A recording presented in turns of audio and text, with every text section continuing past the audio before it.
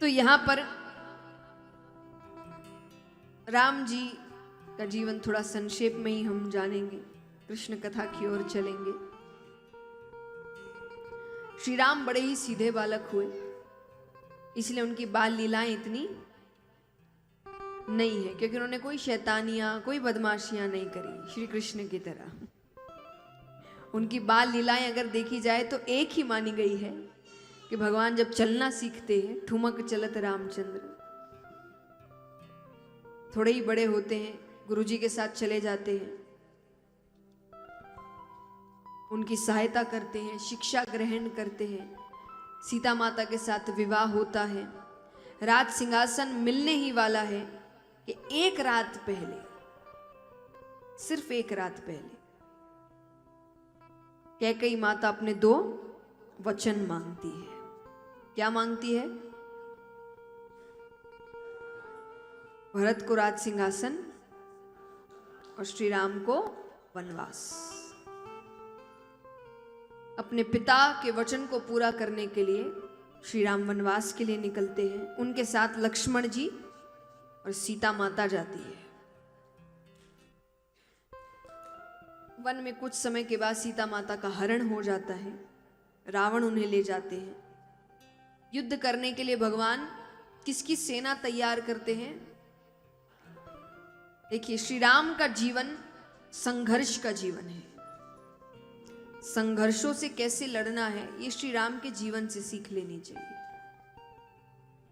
कैसे जब पूरी दुनिया तुम्हें मिलने वाली थी और एक रात पहले जो था वो भी छिन गया, जो मिलने वाला था वो तो नहीं मिला, पर जो था वो भी छिन गया, फिर भी मुस्कुराते रहे।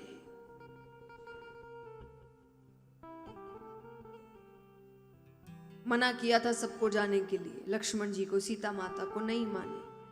ठीक है, लेकर जाते हैं, अपने भरोसे लेकर गए, सबसे बड़े हैं, सीता माता का हरण हो गया। क्या बीतेगी उन पर उसका भी सामना किया। चाहते तो सेना बुला सकते थे, उनका ननिहाल था पास में, अयोध्या कौन सी ज्यादा दूर थी। अगर खबर सच में पहुंचा देते तो वहां से भी सेना आ सकती थी। पर वनवास का मतलब क्या है कि उतने समय तक परिवार से लेना देना, तो उन्होंने उस वक्त जो उनके पास था उसी से सेना तैयार करी, तो वानरों की सेना तैयार करी। और उसी वक्त उनकी भेंट होती है हनुमान जी से, भक्त शिरोमणि बालाजी महाराज। रावण के साथ युद्ध होता है, उसका वध करते हैं और सभी अयोध्या वापस लौटते हैं। तो यहां पर आज नंद बाबा बड़ा उत्सव मना रहे हैं, लेकिन उत्सव तो हम और आप भी मनाते हैं। अगर आज हमारे घर में कोई खुशखबरी आए तो आप भी उत्सव मनाएंगे। जिसका जितना सामर्थ्य होता है वो उस हिसाब से उत्सव मनाता है। कोई बहुत बड़े रूप में मनाता है, कोई छोटे रूप में मनाता है, पर मनाते हैं। अगर कोई खुशखबरी आए तो नंद बाबा भी उत्सव ही मनाते हैं, हम भी उत्सव ही मनाते हैं, तो फिर हम में और उनमें फर्क क्या हुआ? फर्क हुआ कि नंद बाबा ने उत्सव के साथ साथ बहुत दान किया। उन्होंने 2 लाख गाय दान में दी। कितनी? उस वक्त तो दूध दही माखन का काम होता था ना, जिसके पास जितनी ज्यादा गाय वो उतना धनवान। तो उन्होंने 2 लाख गाय दान में दी और वस्त्र दिए, अन्न दिया, धन दिया, यानी सबको बड़ा प्रसन्न किया उन्होंने। पहले जो धनवान व्यक्ति होते थे वो ऐसे ही अपने घर की खुशी मनाते थे। विद्यालय बनवाते थे, अस्पताल बनवाते थे, प्याऊ लगवाते थे, धर्मशालाएं बनवाते थे कि उनकी खुशी में बाकी भी खुश रहे। तो नंद बाबा ने भी वो ही किया। नंद बाबा ने बहुत उत्सव मनाया, लेकिन सहायता भी बहुत करी।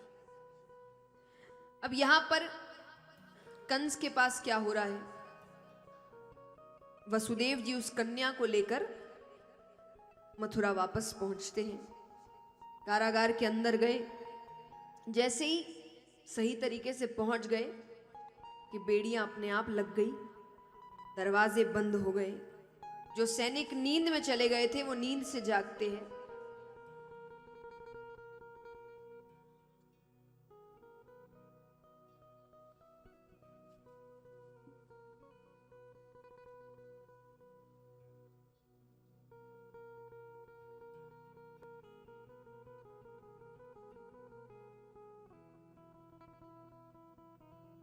तो यहां पर वसुदेव जी पहुंचते हैं, तो सैनिक जागते हैं नींद से, तो कन्या के रोने की आवाज सुनते हैं। तो उन्होंने कंस से जाकर कहा कि कन्या हुई है। कंस ने सोचा कन्या मेरा क्या बिगाड़ लेगी, फिर भी खतरा क्यों ले। तो वो कारागार के अंदर जाते हैं, कन्या को गोद में उठाते हैं और जैसे ही हर बालक की तरह मारने लगते हैं कि वो कन्या आकाश मार्ग पर चली जाती है। कन्या कहती है, मूर्ख कंस, तेरा काल तो कब का गोकुल पहुंच गया, अब अपने दिन गिनने शुरू कर दे। अब कंस डर गया।